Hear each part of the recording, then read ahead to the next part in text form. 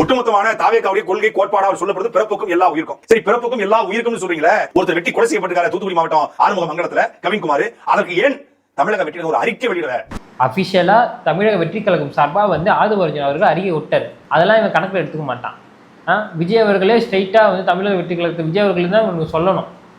அப்படி இல்லைன்னா என்ன சொல்றான் பாருங்க, சாதி ஓட்டு தனக்கு வரதை வந்து கெடுத்துக்க கூடாதுன்ட்டு அவர் எந்த விமர்சனத்தையும் வைக்கலையாம்.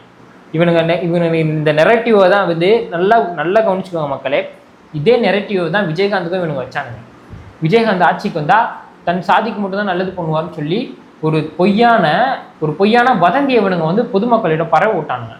அவர் குடிக்கிறாரு, அவர் குடிக்காரரு, தன் சாதிக்கு மட்டும் தான் நல்லது பண்ணுவாருன்ட்டு ஒரு பொய்யான வதந்தியை வந்து விஜயகாந்த் மேலே பரப்பி விட்டு அவரை வந்து மனம் நோக எடுத்து இறக்க வச்சானுங்க இந்த கூட்டம். அதே மாதிரி தான் இப்போ விஜய் மேலேயும் வந்து இந்த சாயத்தை பூச பார்க்குறானுங்க. ஜாதி ஓட்டுக்காக அவர் வந்து நவீன்குமார் ஆணவ கொலை வந்து விமர்சிக்கலாம். விஜய் வந்து ஜாதி பார்க்க மாட்டாரு, இந்த நாயங்களுக்கு தெரியும்.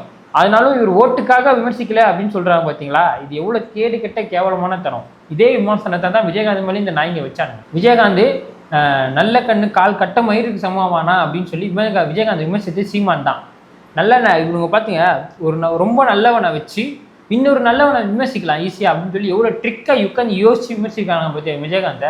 நல்ல கண்ணுக்கு கால் கட்ட மயிர் அளவுக்கு பெறுவானடா விஜயகாந்த்.